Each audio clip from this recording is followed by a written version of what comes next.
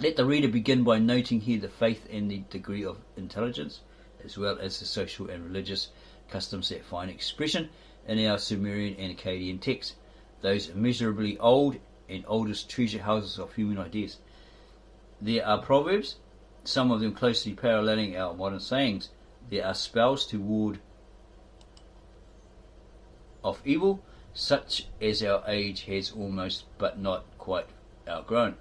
There are pompous boasts of conquest by forgotten kings, whose very names are now unreadable. There are laws also to protect property and life, savage, retaliatory laws such as we should expect at the beginning, and there are other laws such as we should not have expected, arranging small details of business.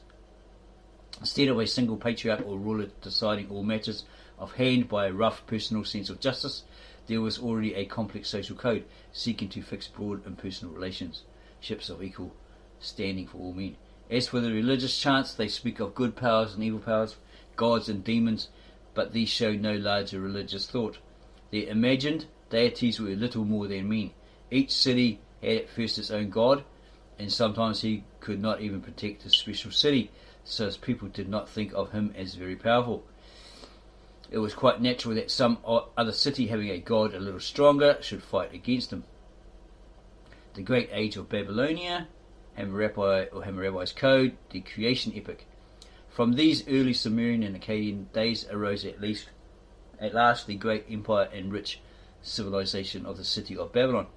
Its monarchs conquered all the world they knew, and its literature incorporated all the old legends and gave them a newer and more lasting life, by which they have survived until now. Among the kings of Babylon, we look first and chiefly to Hammurapi, or Hammurabi. Modern scholars have chosen this ancient monarch as the crowning genius of his country and his race.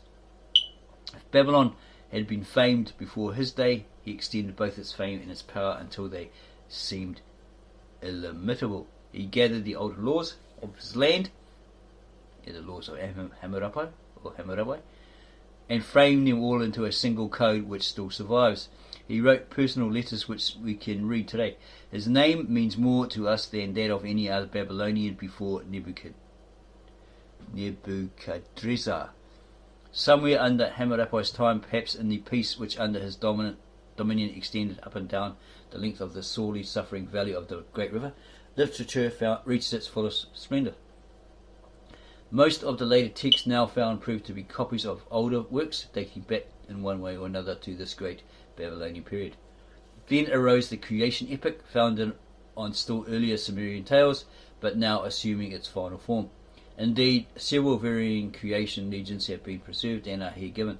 The chief form of the epic is a noteworthy work, partly because it somewhat tallies with the biblical narrative of the beginnings, partly because it marks such an upward step in religious conception.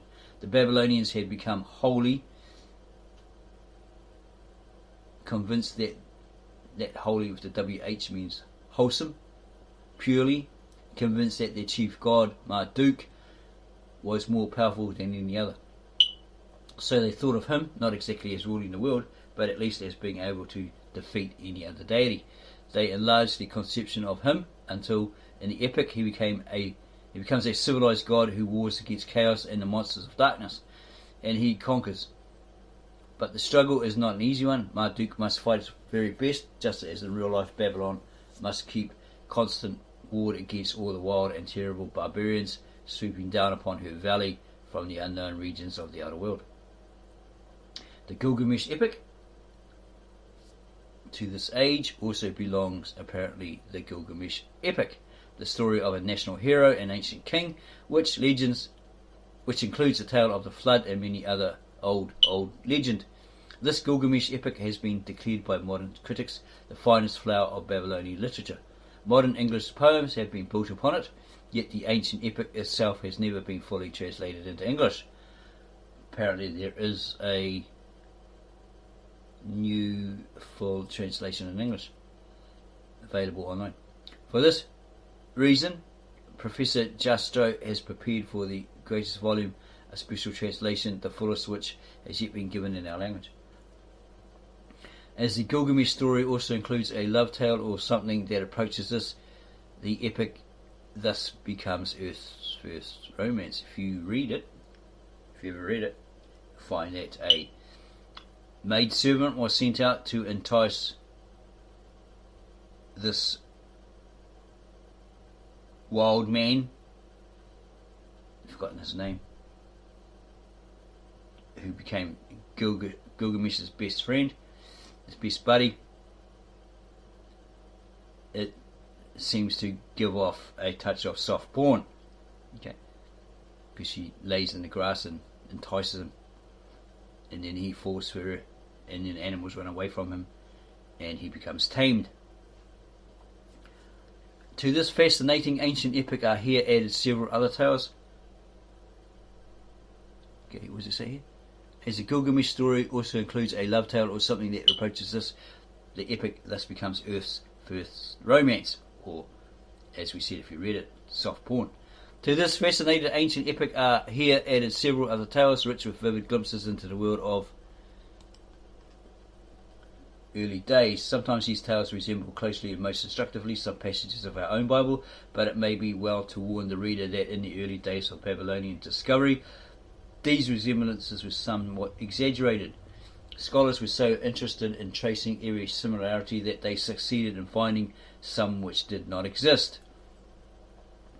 How do you do that? For example, one fragment of the creation epic was misread as describing the tempting of Eve by the serpent, and another fragment was widely heralded as relating to the building of the Tower of Babel. The latter tale is now seen to be dealing with some great tumult caused by a king or god in Babylon, but without any mention whatever of a tower. So there's great trouble arose caused by a king or god in Babylon, without any mention of that Tower of Babel. Nevertheless, the Babylonian tales have all a religious and almost a biblical tinge. It is hard to say where, in that distant epoch, religion ceased and simple storytelling began. The narratives deal always with the mingled doings of gods and men, because these two, as we have seen, were in the dawning of Akkadian religious thought almost the same. It must indeed have been in such semi-religious tales that the Babylonians took their pleasure, for we have found no other stories and no drama, no studies of the human heart, and no comic quips. Man may have learned to laugh even in those grim days, but if so, he put no trace of laughter into his books. He kept his written records very seriously. They were very serious. We might extend this comment further to say that there is little of what is commonly called literary merit in any of the old Babylonian writings. Their interest today depends wholly upon the reader, upon his power to gather from them some vision of human nature in its early childhood. In our imperfect knowledge of this lost language, we cannot judge whether in the original the lines had any marked music of sound, though it is quite clear that many of them were written in verse. Moreover, the religious chants offer us sad echoes of human passion, a stirring of stern heartstrings, such as can be felt despite all the difficulties of time and language. And some passages of the Gilgamesh and creation epics are large with power and vision. But upon the whole, the Babylonian skill in self-expression was crude and slight. It talks about business documents and private letters. It's like all to do with the trade, jars or vessels containing different content and so forth. Far more humanely interesting are the personal letters carrying bad news or good, and the political ones seeking to curry favour with a king. Of political letters, the most remarkable find of the last generation is a collection called the Tal El Amana Letters. These were not discovered in the Babylonian Valley at all, but in Egypt at Tal El Amana in 1888. The importance of this series of letters lies mainly in the fact that they have shown us that Babylonian was the political language of their time, a sort of universal medium employed by many nations. Thus, the influence of Babylonia's culture extended even farther than her arms. The letters themselves are written to the king of Egypt by governors and princes of Palestine and Syria who were tributary to him. They paid dues, right, tributes to him. Yet These submissive reports to a proud conqueror are written not in Egyptian, but in Babylonian. Their subjects are of very human interest: excuses for not sending tribute, appeals for help against rebellion, vows of honesty and fidelity mingled with bitter charges of bad faith and disloyalty against their neighbours. All the methods of diplomacy are here revealed to us as being as old as the empire itself. Falsehood and the cunning of the vanquished are shown upon the surface, with brute ferocity beneath, ready to strike heavy when it dares. Assyrian literature. When we turn to the Assyrian literature, we find it of the same general character as that of the older races, whose thought the Assyrians inherited.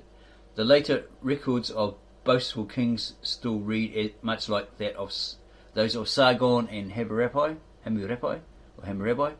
only with the rougher, fiercer Assyrians there came into each king's boasting a crueler note, a seeming delight in savagery and torture that pitches the Semitic race at its very worst. The mailed foot of Assyria trampled upon the conquered nations with 10 times the destruction that Babylon had wrought. The reading of the riddle of the text. Our volume gives the example of these grim historical records which are most noteworthy today. The first, the inscription of Tiglath-Pileser I, has a special interest from having been the text by which scientific scholars first convinced the world that they had really solved the riddle of these old clay tablets and could interpret their long-forgotten writing. This happened in 1860. Scholars had before offered translations of other Assyrian writings, but critics pointed out that there was no proof that the tablets really meant what some scholars said they did. So 4 noted Orientalists, those experts in Oriental study, etc., established a test. They selected this unknown inscription and each translated it separately. The 4 translations were then presented to a jury of learned men. If 4 men working separately could read the same meaning from this ancient script, the meaning must be there. There were some small differences, naturally, among the translations, such as were inevitable at that early stage of the investigation of Assyrian remains, but upon the whole the agreement of the 4 Orientalists or experts was so close that the whole world was convinced that the riddle of the strange cuneiform text was really solved. Neo-Babylonian Literature. The volume contains also a brief review of what little was known of the volume contains also a brief review of what little we know of the literature of that other later Babylonian kingdom, the Neo-Babylonian, that means new, Neo means new, which triumphed briefly over, or new or modern, which triumphed briefly over Assyria's fall. This was the kingdom of Nebuchadrezzar and Belshazzar, and we give the inscriptions and those of Cyrus, the final conqueror of Babylon, so as to complete the picture of the savage, war-ridden days of the grim childhood of the human race.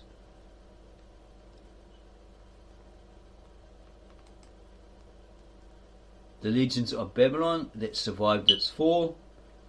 They that see thee shall gaze at thee, they shall consider thee, saying, is this the man that made the earth to tremble? Isaiah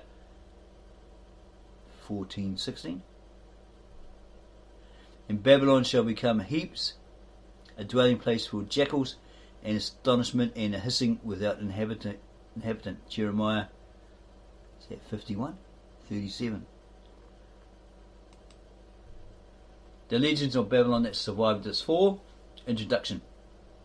Some parts of very old Babylonian legend and tradition was, as we have already pointed out, carried off by the Hebrews when they first departed from their Babylonian home in the city of Ur. Okay, that's what Chaldee is referred to as Babylonia.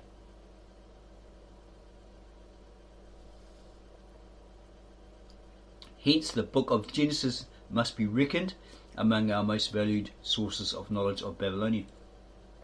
Genesis tells us that the Almighty's first command to earth was, let there be light.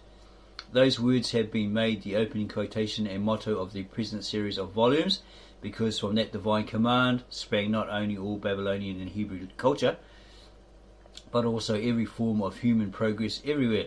Each upward step of man must ever come from letting in the light.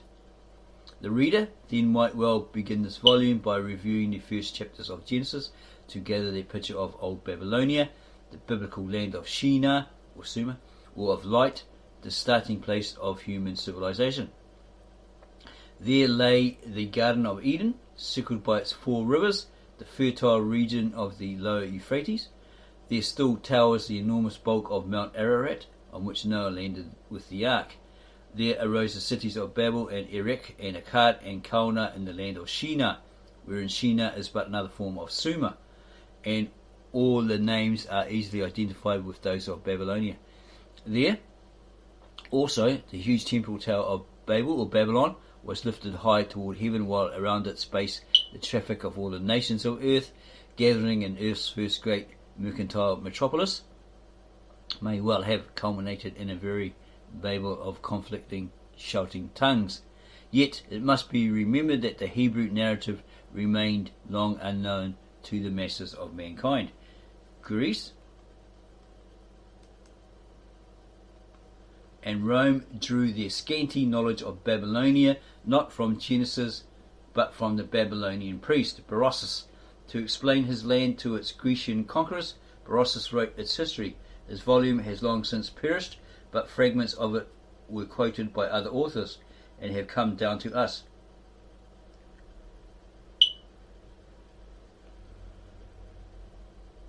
Mainly, these quotations are but repetitions of one another. The longest and best of them are given here. Berossus wrote them after his country's glory had long faded. Chronologically, they belong at the end of our volume rather than at the beginning. They are, however, given first as representing what, before recent scientific exploration, was the sum total of human remembrance, retained from all the struggles and the splendours, the terrific wars and gorgeous palaces, and all the sin and shame and wisdom and glory that went to make up at least 5,000 years of human effort in its most vigorous youth. The legends of Babylon, Berossus, of the creation and causes of the deluge or the Great Flood.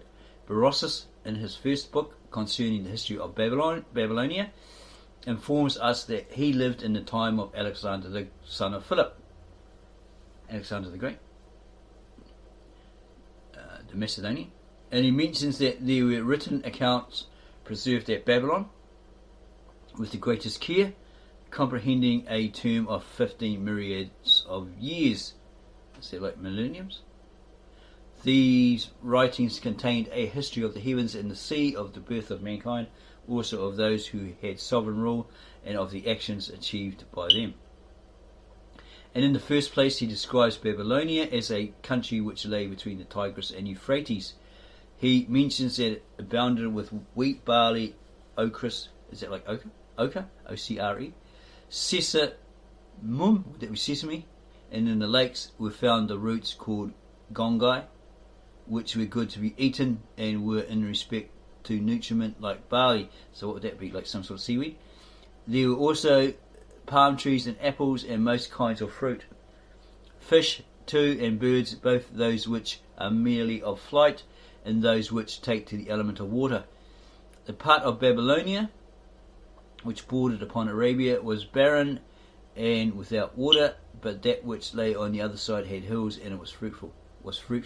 At Babylon there was in these times a great resort of people of various nations who inhabited Chaldee, and lived without rule and order like the beasts of the field. In the first year there made its appearance from a part of the Erythraean Sea, the Persian Gulf, which bordered upon Babylonia, an animal endowed with reason who was called Oannes. According to the account of Apollodorus, the whole body of the animal was like that of a fish, and had under a fish's head another head, and also feet below, similar to those of a man, subjoined to the fish's tail. His voice too and language were articulate and human, and a representation of him is preserved even to this day. This being, in the daytime, used to converse with men, but took no food at that season. and he gave them an insight into letters and sciences and every kind of art. Sounds like a reptilian. With a fish's head? I'm not too sure about that one. He taught them to construct houses, to found temples, to compile laws, and explain to them the principles of geometrical knowledge. He made them distinguish the seeds of the earth and showed them how to collect fruits. In short, he instructed them in everything which could tend to soften manners and humanize mankind. From that time, so universal were his instructions. Nothing material has been added by way of improvement. When the sun set, it was the custom of this being to plunge again into the sea and abide all night in the deep, for he was amphibious. So he was a water beastie, right? After this, there appeared other animals, like Oannes, of which Berosus promises to give an account when he comes to the history of the kings. Moreover, Oannes wrote concerning the generation of mankind, of their different ways of life, and of their civil polity, and the following is the purport of what he said. He might have added a bit of fantasy there, okay? Exaggeration, bit of fantasy, mythical fantasy, right? There was a time in which there was nothing but darkness and an abyss of waters, compared with Genesis 1:2. Wherein resided most hideous beings, which were produced of a twofold principle. Men appeared with 2 wings, some with 4 wings, and 2 faces. They had 1 body but 2 heads, the one of a man, the other of a woman. They were likewise in their several organs, both male and female. Were they like hermaphrodites? Other human figures were to be seen with the legs and horns of goats.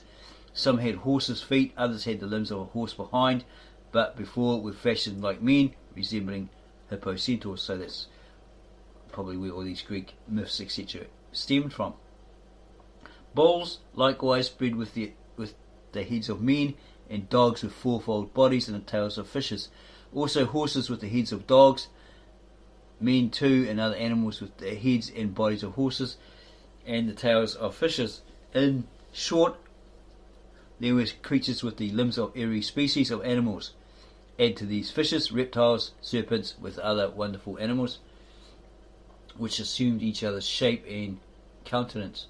Of all these were preserved delineations in the temple of Belus at Babylon. The person who was supposed to have presided over them was a woman named Omoroka.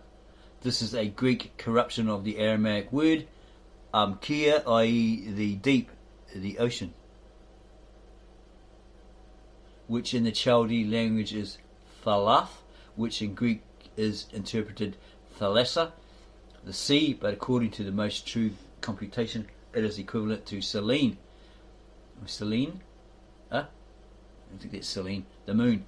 All things being in this situation, Belus came and cut the woman asunder, and out of one half of her he formed the earth, and of the other half the heavens, and at the same time he destroyed the animals in the abyss. So this is all mythical.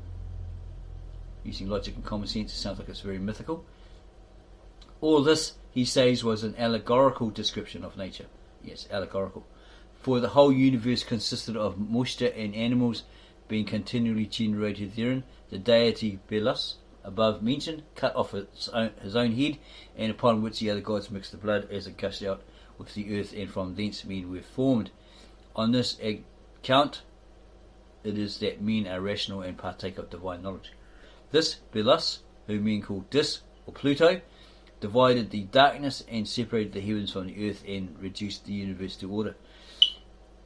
From out of chaos come order, right? But the animals so recently created, not being able to bear the prevalence of light, died. Belus, upon this, seeing a vast space quite uninhabited, though by nature very fruitful, ordered one of the gods to take off his head, and when it was taken off, they were to mix the blood with the soil of the earth, and from thence to form other men and animals which would be capable of bearing the light. Belus also formed the stars and the sun and the moon, together with the 5 planets. In the second book was a history of the 10 kings of the Chaldeans, and the periods of each reign, which consisted collectively of 120 sari, or 432,000 years, reaching to the time of the flood, for Alexander, surnamed Polyhistor, as from the writings of the Chaldeans, enumerating the kings from the 9th dates to Shisthus, who is called by them the 10th, proceeds in this manner. Is that Shisthus? Not too sure now. After the death of Ardates, his son Shisthus succeeded and reigned 18 Sarid. In this time happened the great deluge, the flood, the history of which is given in this manner. The deity Cronus appeared to him in a vision and gave him notice that upon the 15th day of the month Dacia, which is the fifth month of the Macedonian year, answering to May and June, there would be a flood by which mankind would be destroyed. He therefore enjoined him to commit to writing history of the beginning, progress and final conclusion of all things down to the present term, and to bury these accounts securely in the city of the sun at Sippara. Would that be lady called? No, that's one of those patriarch's wives, right? Sippara. So yeah, probably completely different. And to build a vessel and to take with him in it his friends and relations. So that would be an ark or a coracle, and to convey on board everything necessary to sustain life, and to take in also all species of animals that either fly or rove upon the earth, and trust himself to the deep. Having asked the deity whither he was to sail, he was answered, to the gods, upon which he offered up a prayer for the good of mankind. And he obeyed the divine admonition and built a vessel 5 stadia high, 5 stadia in length, and in breadth 2. Into this he put everything which he had got ready, and last of all conveyed into it his wife, children, and friends. After the flood had been upon the earth and was in time abated, Xisuthros sounds a bit like the latter legend Atrahasis, etc. Upancham sent out some birds from the vessel, which, not finding any food nor any place to rest their feet, returned to him again. Compare with Genesis 8:7-12. From the vessel, which, not finding any food nor any place to rest their feet, returned to him again. After an interval of some days, he sent them forth a second time, and they now returned with their feet tinged with mud. He made a trial a third time with these birds, but they returned to him no more. From whence he formed a judgment that the surface of the earth was now above the waters. Having therefore made an opening in the vessel, and finding upon looking up that the vessel was driven to the side of a mountain, he immediately quitted it, being attended by his wife, his daughter, and pilot. Okay. After an interval of some days, he sent them forth a second time, and they now returned with their feet. After an interval of some days, he sent them forth a second time, and they now returned with their feet tinged with mud. He made a trial a third time with these birds, but they returned to him no more. From whence he formed a judgment that the surface of the earth was now above the waters. Having therefore made an opening in the vessel, and finding upon looking out that the vessel was driven to the side of a mountain, he immediately quitted it, being attended by his wife, his daughter, and the pilot. Xisuthros immediately paid his adoration to the earth, and having constructed an altar, offered sacrifices to the gods. See Genesis 8:20. These things being duly performed, both Xisuthros and those who came out of the vessel with him disappeared. They who remained in the vessel, finding that the others did not return, came out with many lamentations and called continually on the name of Xisuthros. Could that be something like Zarathustra? Who knows? They saw him no more, but could distinguish his voice in the air, and could hear him admonish them to pay due regards to the gods. He likewise informed them that it was upon account of his piety that his wife was translated to live with the gods. Compare with this the translation of Enoch, Genesis verse 23-24. Okay, so is that where they're saying that he was taken up by God? He didn't die because God took him, which isn't in the original Aramaic. He likewise informed them that it was upon account of his piety, or his purity, his righteousness, that he was translated to live with the gods, that his wife and daughter with the pilot had obtained the same honour. To this he added that he would have them make the best of their way to Babylonia and search for the writings at Sippara, which were to be made known to all mankind, and that the place where they then were was the land of Armenia. Compare with Genesis 8:4. Ararat is the Hebrew name of Armenia. See 2 Kings 19:37. The remainder, having heard these words, offered sacrifices to the gods and taking a circuit journeyed towards Babylonia. The vessel, being thus stranded in Armenia, some part of it yet remains in the Gurjayan, the mountains of Kurdistan, in Armenia, and the people scrape off the bitumen or mineral pitch. See Genesis 6:14,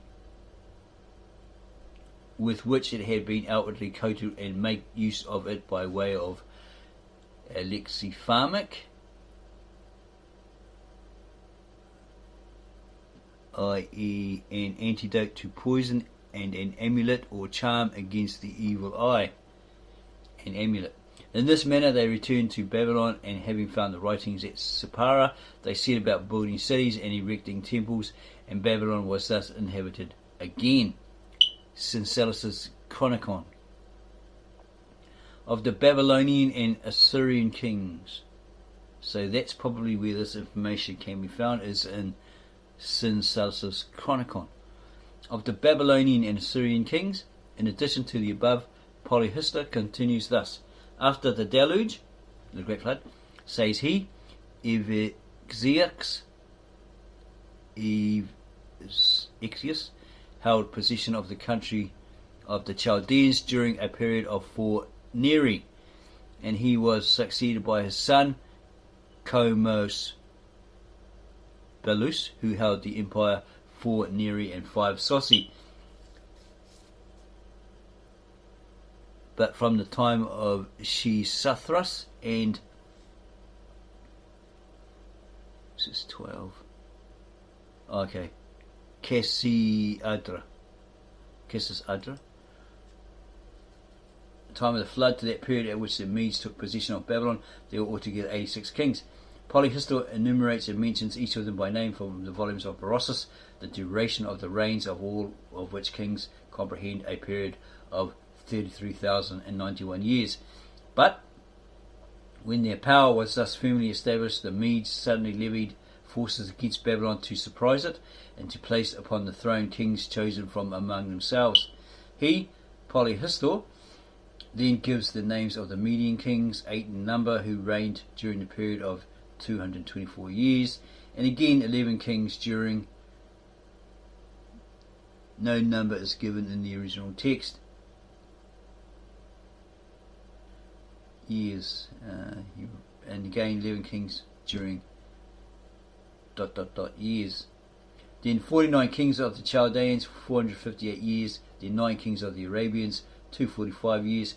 After all these successive periods of years, he states that Semiramis reigned over the Assyrians, and again he minutely enumerates the names of 45 kings, assigning to them a term of 526 years. After whom, he says, there was a king of the Chaldeans whose name was Phulus, of whom also the historical writings of the Hebrews make mention under the name of Phulus, or Pul, who they say invaded the country of the Jews, extracted from the Armenian chronicles of Eusebius.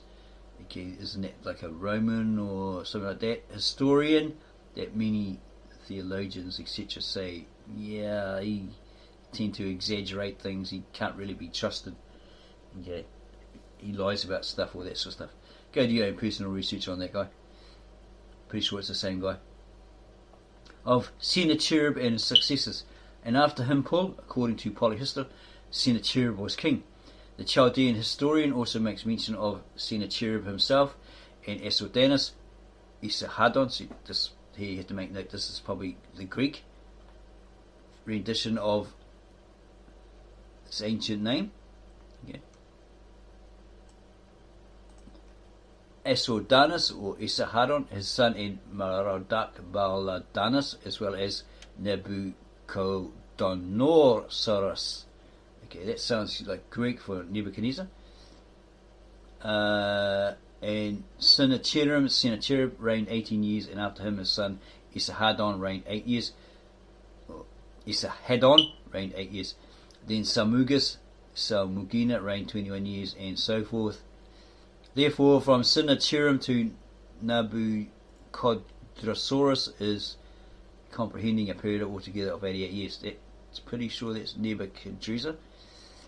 After Samugas, and it goes on and on and on.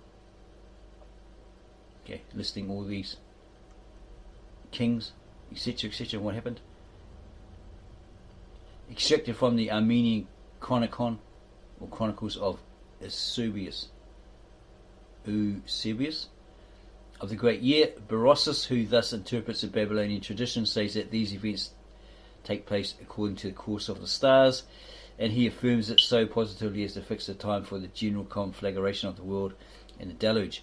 He maintains that all terrestrial things will be consumed when the planets, which are now traversing their different courses, shall all coincide in the sign of Cancer, and be so placed that a straight line could pass directly through all their orbs. But the flood will take place, he says, when the same conjunction of the planets shall take place in the constellation Capricorn. The summer is from the former constellation, the winter in the latter, from Seneca, Nat Quasti 329. Okay, so this is all astrological due to the signs of the zodiac, etc., back in those centuries, in that era. Of the feast of Sassia, Berossus in the first book of his Babylonian history says that in the 11th month, called Lus Emitus, is celebrated in Babylon the feast of Sassia for 5 days, in which it is the custom that the master should obey the domestics. Okay, so what's this? Let's go down here. The Macedonian month Lus answers to our July.